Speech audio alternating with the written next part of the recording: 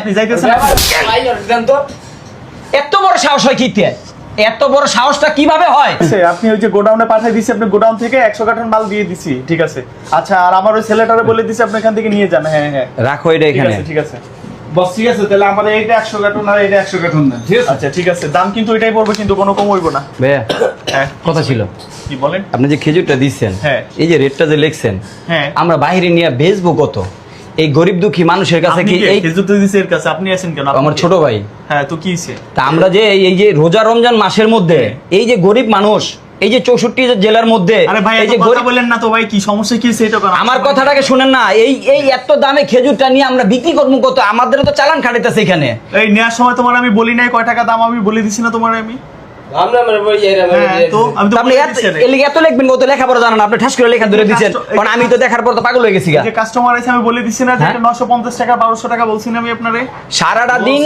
সারাটা দিন মানুষ রোজা রাখার পরে একটা দুইটা খেজুর খাইয়া একটু পানি খাইবো, ইফতারি লইব। এইভাবে যদি আপনি চড়া দাম কইরা ফালান, এইভাবে যদি একটা ব্যবসার মধ্যে সিন্ডিকেট তৈরি করেন, আরে ভাই আমরা ব্যবসা করুন কেন? আপনি যাইতেছেন? এত বড় সাহস হয় কিতে? এত বড় সাহসটা কিভাবে হয়? টাকা দা নিমু আপনার কাছ থেকে জিনিস, আমি এত বড় সিন্ডিকেট করবেন কেন এই রোজা রমজান মাসে? আপনার কি আকল নাই? আপনার কি মাথায় বুদ্ধি নাই? বড় হইছেন কি বাতাসে? হ্যাঁ ভাই ঠিকই তো বলছে। হ্যাঁ, কয়দিন আগেও ভাই এই খেজুরটা ছিল 600 টাকা। আপনি কিভাবে ভাই এখন এটা 1200 টাকা রেট ধরেন ভাই? বলেন তো, কতগুলা খেজুর নিতে আসছি।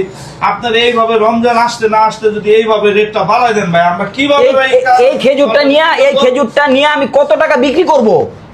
আপনি যে আমার রেট ধরে দিচ্ছেন 950 টাকা, কয়টা মানুষ কিনা খাইতে পারবো? এখন সবচাইতে বড় কথা হইলো, আপনি যে এখান থেকে মাল আনছেন ওই রিসিপ্টটা আমার কাছে দেখান। ওই রিসিপ্টটা আমি দেখতে চাই।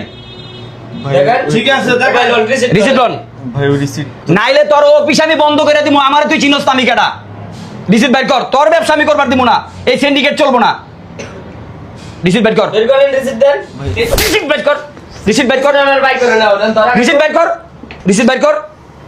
এদের কারণে সিন্ডিকেট ব্যবসার কারণে আজকে এই অবস্থা দেশে। এক মানুষ, সাধারণ মানুষ খেজুর খেতে পারে না। রমজান আসলেই সব জিনিসপত্রের দাম আপনারা বাড়াই দেন সিন্ডিকেট করে। গরিব দুঃখী মানুষ, বলেন, গরিব দুঃখী মানুষ এখনো রোজা রাখা খেজুর মুখে দিতে পারে না। নবীজির প্রিয় একটা সুন্নত একটা খাবার রমজান মাসে।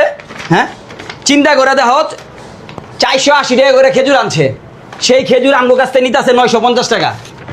চিন্তা করেন, আপনি ইনপুট করেন ভালো কথা, রোজার মাস, হালাল মাল, হালাল ভাবে আপনি কামটা করছে কি করেন। এই জন্য তো বলি, গত সপ্তাহে আপনি আমার কাছে এই খেজুর নিচ্ছি 600 টাকা, আজকে 1200 টাকা রেট দিয়ে দিচ্ছেন। আপনি তো সেই সেম ইনপুট করা, আপনার তো বেশি রেট কিনা না।